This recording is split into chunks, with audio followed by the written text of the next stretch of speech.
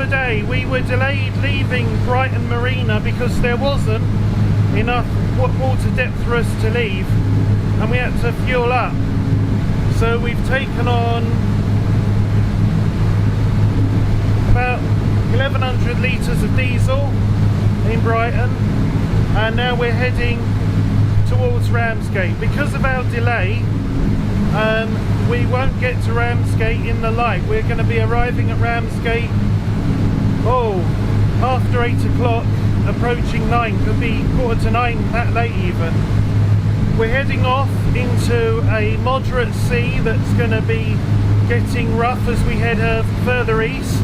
It's a short swell sea at the moment, and it's sort of coming on our port bow, but because it's a short sea we're not rolling too much, we're just going up and down in a nice smooth easy motion. So I'll show you what I'm looking at right now. So this is the situation here. As you can see, we are keeping to the inshore route, so we're well within sight of land, because the wind is coming from that direction, so we're getting a little bit of shelter from the land. That's the plan anyway.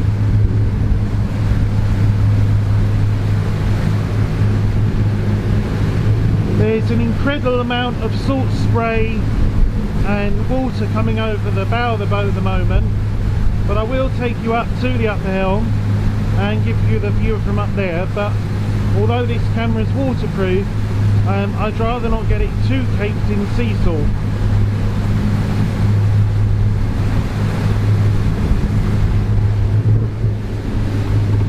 This also makes getting up these stairs a challenge when you're up and downing, because you put one foot up and you've got to do it in motion. It's very windy up here.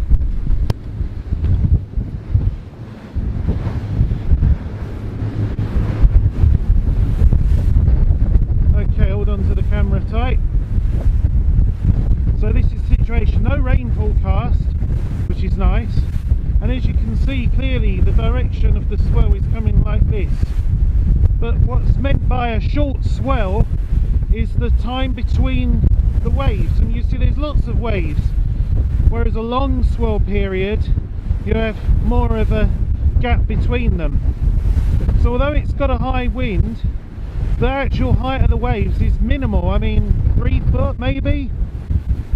Swell period on various wind prediction sites etc.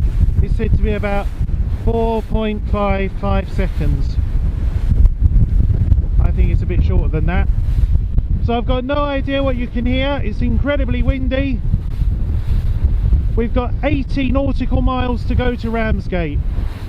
Our main concern today is the Dover area with all of the commercial shipping, where they're going to be keeping well inshore because there is the traffic separation lane at Dover.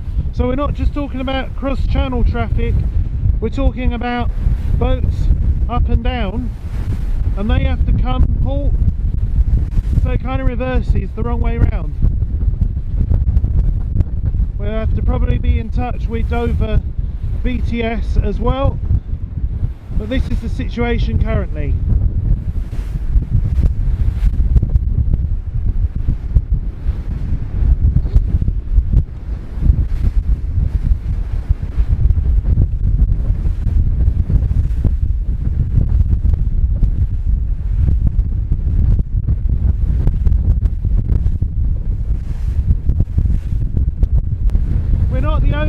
Crazy people out today. There's just a pleasure boat here coming on the plane. They're going against the tide. We've got a little bit of tidal assist with us today.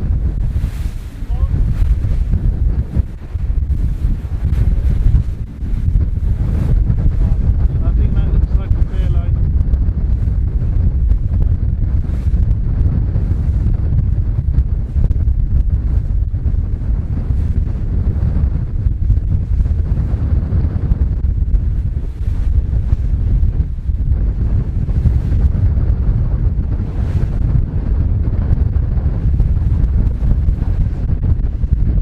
So here we are, we're coming up to a famous location, the Seven Sisters and Beachy Head.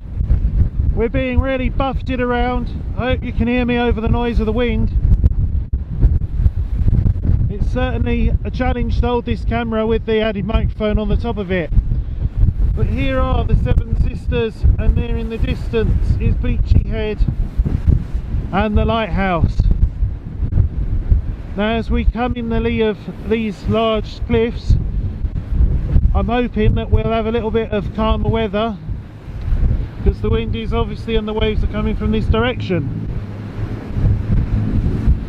But this is a site that I've never seen before. I've often been to Eastbourne, I've walked up Beachy Head, etc. But to see them from the sea and to be close in is a special experience.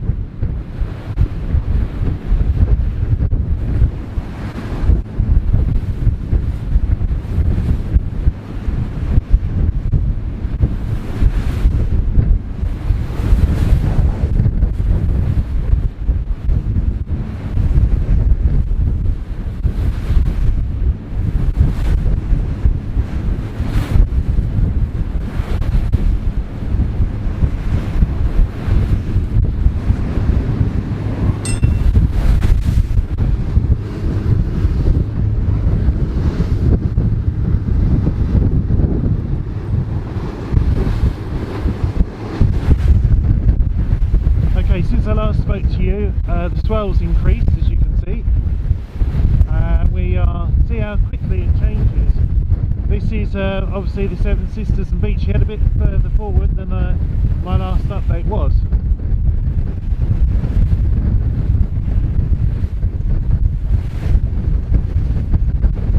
A beautiful sight.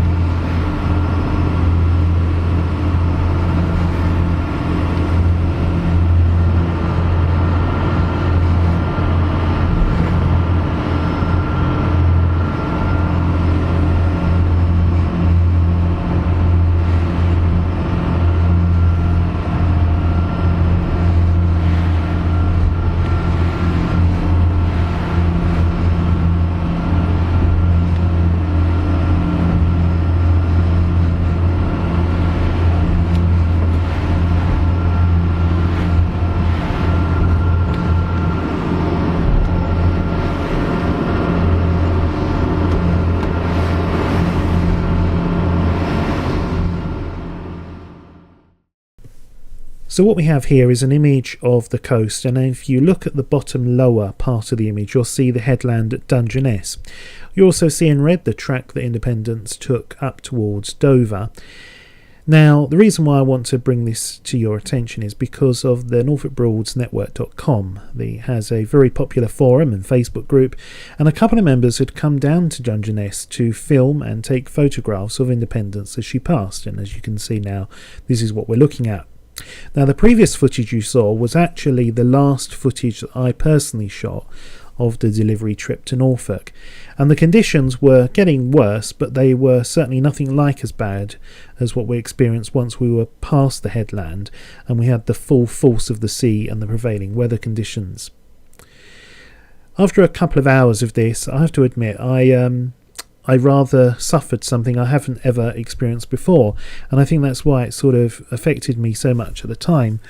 But initially I was on the helm and I was looking out for fishing pots and so on, some of them quite well marked, some of them terribly marked, and you would disappear into the trough of a wave.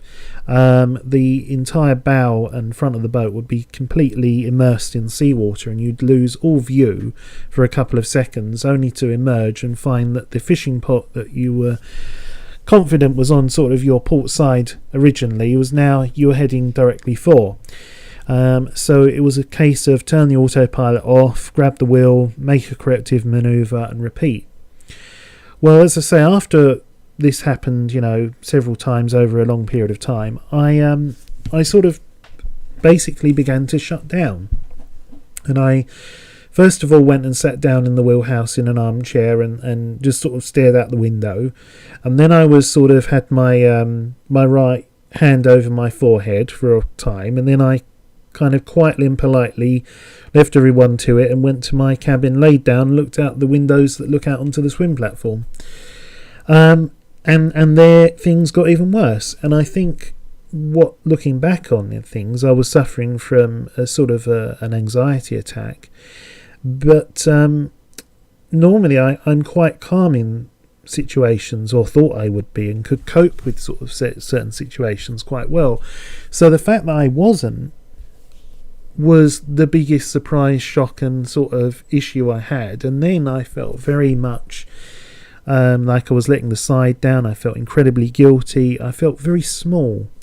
And despite, the rest of the crew carrying on, and even Charlie a couple of times coming in, talking to me, talking about the boat, and it was true that there was nothing wrong with the boat. Nothing had broken. Nothing was going wrong. Nothing was falling apart or, causing any cause of any concern whatsoever. But that didn't seem to matter. And it wasn't just that, it was the fact I couldn't even seem to bring myself to get my phone and look at that and text Sheila and so on. It was just such an effort to do anything other than just lay still and look out the window. But I wasn't sort of losing the plot like, absolute abstract fear. Oh my god, this is going to happen. It wasn't like that at all. And that, I suppose I was expecting it may have been like, but it wasn't. But anyway, be as it may, the more that the trip went on and the lights started fading, and I started then to look at the map on my phone and AIS and the weather and so on and so forth, I thought the problem is we were delayed at Brighton with lack of water under us and the time it took to refuel. The sea state had been much worse, which helped slow us down, and we knew that we would arrive at Ramsgate in the dark, but now it was touch and go whether we would get there. Would we have enough water to enter the harbour itself? How difficult would it be to enter the harbour in these conditions? So I then basically went to the wheelhouse, had a word with Charlie and Howard being the sort of guy on the plot throughout the trip, and said, I think that we should really head to Dover. And I think their initial thoughts were, well, hold on a minute, we're doing all right at the moment, we're probably all going to be on track to get into Ramsgate with plenty of water under us and everything else. But I then sort of, if memory serves, went back again and had another word, and then they agreed, yes, okay, we'll head for Dover. And Howard brought us on a very gentle course into Dover, so we weren't beam on into any of the seas. We arrived at Dover. with Charlie Griffin at the helm, bringing us into that very busy port with all the ferries movements in and out. And this, by the way, is some of the footage you'll see taken from Dungeness of the violence that the Independence was going through some of the waves. But having brought us into Dover, we then couldn't find the hole, if you want to call it that, into the marina. But with the harbour master's help over VHF, we eventually got in there, and you'll see our arrival as well that was filmed. And it was a time for the crew to sort of relax and go, thank God we took that decision, basically. We then all went off to the local pub, Weatherspoons, which had become a sort of nightly event. Here we are, Independence, as you can see, going through some of this swell. It doesn't look that bad until you see the effects actually going on the boat. And I started to feel, well, if I suffer what I suffered tomorrow, what sort of burden would I be on the crew? How would I feel about things and everything else? And so some have sort of said it was the right, brave choice to make. Some professional skippers and other people as well have commented at the time when I was talking about this over on the forum. And I said to the guys, I'm not going to be happy to come tomorrow to Norfolk. And you don't have to go. I'm not making it's not like you're paid people. You will do this. You will get my boat to Norfolk. It was an open discussion, and it was a difficult one to make because I did, as I said, feel very small, very guilty, helpless, kind of stupid, really. But everybody took it very well, and there was no pressure on me to continue. There was no pressure on anybody else to continue. But we all decided amongst us that was what I was going to be doing, and the next morning I confirmed that would still be the case, and they confirmed that they were still happy, and if they were happy, then I was happy. And so I left Dover, got the train to St Pancras, across London on the tube to Liverpool Street, and then a train from Liverpool Street to Norwich, changed trains to Great Yarmouth, whilst they were undertaking the trip. Now, the weather forecast that evening was for worsening conditions once they left Dover, but after a couple of hours it would have northeasterly and things would calm down once you were sort of past the Thames estuary. The reality of the matter was that didn't happen, and actually it became an easterly, and they had horrendous seas right on their beam side, and they were doing 6-7 knots maybe at best until well up the coast before they could sort of start to put more revs on.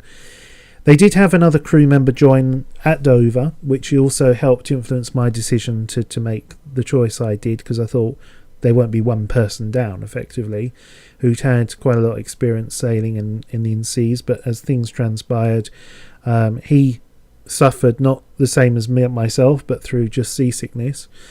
So, really hats off to the crew to do what they did and to put up with what they did. They lost autopilot shortly after leaving Dover, so they had to manually helm. They lost the generator, which was providing 240 volts when, this is us coming in to Dover, by the way, in the evening, through the window leaking where there is a 240 volt socket under it, and instead of tripping the breaker on the panel, it took the main 75 amp breaker out on the generator, and so that they then lost their backup laptop plotter, so they were just having charts and the Ray Marine chart plotter and AIS provided by my iPad. But the way that they coped with those sort of things that were going on and carried on going. Meanwhile, I was liaising in Yarmouth with the bridge lift people, the ports, to try and get the bridge lift confirmed, and that's a whole nother kettle of fish that didn't take place as planned due to a mechanical issue with the bridge at the time. If you want to go down that route of, and who am I to say it wasn't? But there we are. You could be cynical.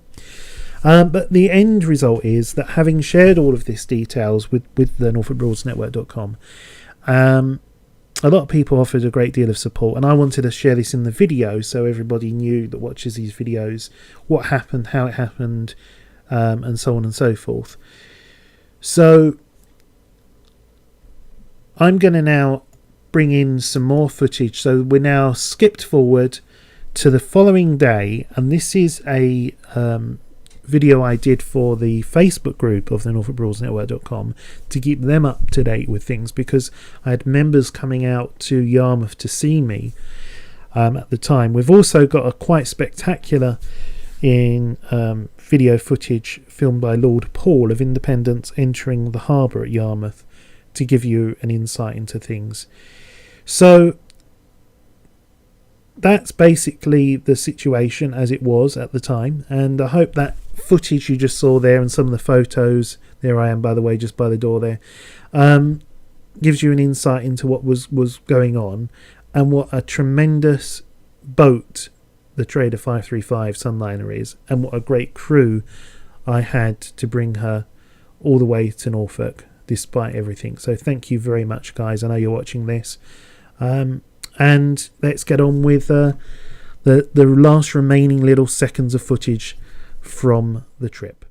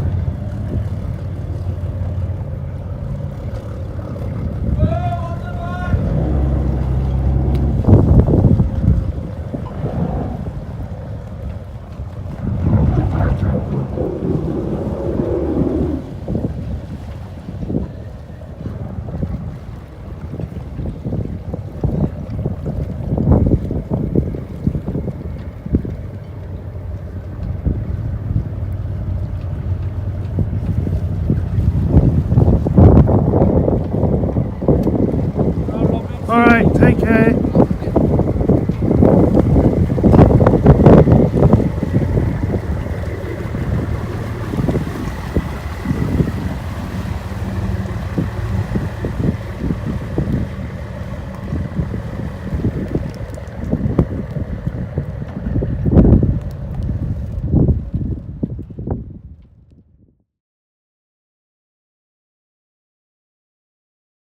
So in true Captain's Blog fashion, you join me here in Great Yarmouth outside Asda.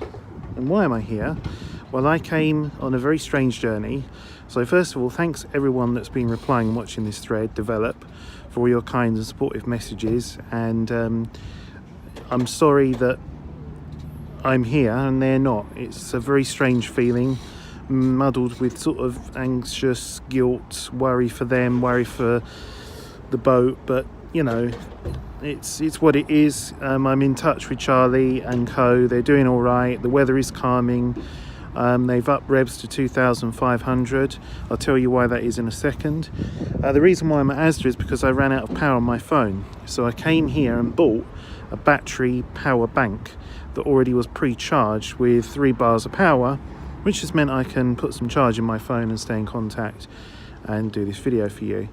So my journey started this morning about before then. I was up at 3:50, then left at when they left. Anyway, I got the 5:45 train from Dover Priory to St Pancras. I should have got off at Stratford, but I forgot. Ended up at St Pancras, crossed London to Liverpool Street on the tube, straight on a train from Liverpool Street to Norwich, straight off that train, missed the connection to Great Yarmouth, and then got a train from Norwich to Great Yarmouth, and this is where I've been ever since. I've been in touch with Braden Operation for the bridge, Braden Bridge and Haven Bridge, and I've been putting them back, and I said, look, let's stop messing around. What's the latest you can lift the bridge until? And they said 16:15. So I then contacted Charlie and said, the latest bridge lift 16:15. What's your ETA? He said, well, 17:30. So I phoned them back and said, you can't possibly hold it, any later. No, that's it. It's got to be 16:15 or the next day. Well, the problem is the next day my crew won't be here. So that would mean leaving the boat at Townhouse Quay in the harbour of Great Yarmouth. That's before Brighton Water and Haven Bridge, and me having to find at least 2 able-bodied people for tomorrow morning to take the boat through the bridge and on to Brundall to act as, helping crew. So I got back to Charlie and I told him what the situation was with the bridge. So what they're doing now is, because the weather, the closer they get here, is getting a bit calmer, they're able to put more and more speed on, and they're now doing 2,500 RPM, cruising along at sort of 12 knots or something, and their ETA now is 1600. So we'll see if they actually get here, and if they do, we'll get through the bridge and then off up to Brundall, and all will be safe and well. And if they don't, I will have to have a backup plan of some sort. But that's the situation as of now, and I don't know what the time is because I haven't got my watch and I can't get the time on my phone. But nonetheless, this is what the situation is. So I'm going to go and get myself a coffee. It's pretty cold out here today, but the wind since I've been in Yarmouth has calmed down, so that's one good thing. So yeah, anyway, that's all from here for now.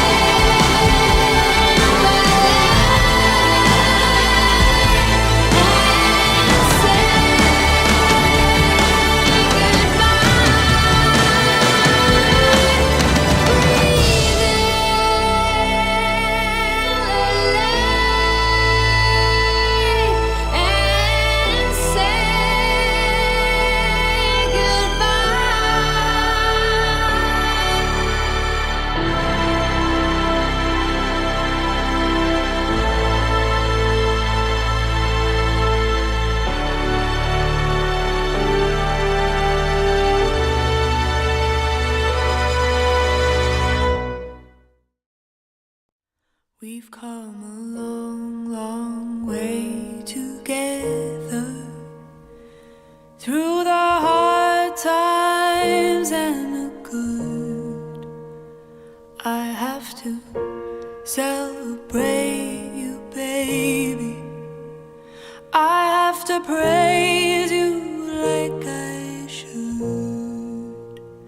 We've come a long, long way together, through the hard times and the good. I have to celebrate you, baby. I have to praise you like I should.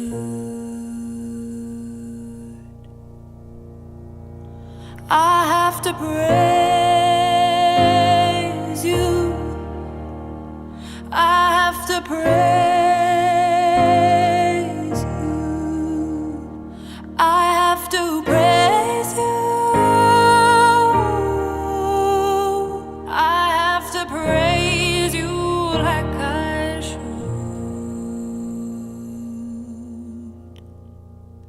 You make me glad that I'm a woman, 'cause you're a feeling, thinking man.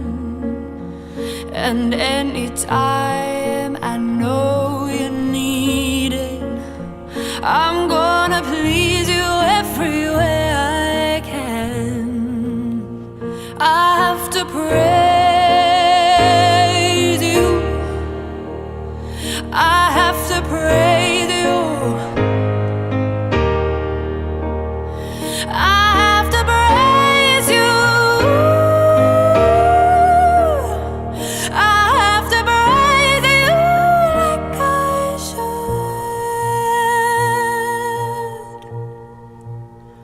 You're so rare, so fine. I'm so glad you're mine. You're so rare, so fine.